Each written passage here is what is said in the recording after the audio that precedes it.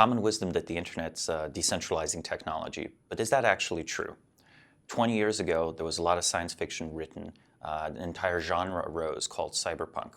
Cyberpunk proposed that there's this dystopian future where large corporations dominate all aspects of our lives. However, there are these intrepid hackers who understand how technology works, who live in this gray shadow world, are unreachable, untraceable, and can fight the power. That idea had a whole ideology behind it. There was a movement towards internet anonymity, the independence of the internet. People wrote manifestos, all of this in the early 90s when the internet was very small and mostly used by very technically proficient people. As the user base of the internet increased, it became very plausible that this might break the chokehold of media, things like television, newspapers, and so on. The results have come in.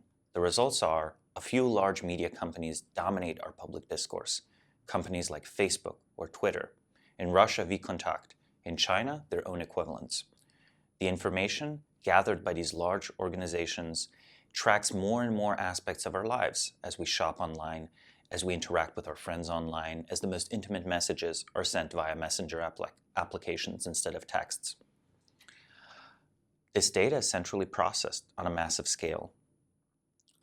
Hundreds of thousands of people, millions of people, hundreds of millions of users. This is not information that's available to you as an individual. It doesn't help you as an individual to understand a large organization. You can't really access the data. Even if you did have access to this massive information, you couldn't use it to analyze a company such as Facebook, a government such as China, or a large nonprofit organization. What does this mean for you? It means that you have become much more visible to central institutions. Any institution that can afford excellent data scientists, any institution that can legally or illegally obtain mass user data now has the fundamental bedrock on which to predict your behavior. You do not have a good basis to predict this institution's behavior. All else equal then, the internet, together with all of its smart devices, has made you more visible to government, large corporations. It has not made the government or large corporations more visible to you. Clausewitz proposes that information asymmetry is crucial in war, and war is continuous with politics. So if we assume this, assume Clausewitz is correct, viewing this through the lens of power and politics, we have to acknowledge that we have become more open, more transparent, and more predictable to governments that remain closed and invisible to us. It would take hundreds of organizations as dedicated as WikiLeaks, constantly publishing email chains, constantly publishing recordings that happen in various places, in various offices and bureaus. And even then, you couldn't really analyze the massive information.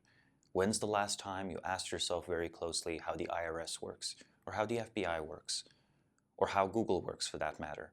Do you involve yourself in their internal office politics? No, not really. Yet your behavior is regulated by them. This is why the internet is ultimately a centralizing technology. I'm Samo Burja, founder of Bismarck Analysis. Thank you for watching this video. Please subscribe.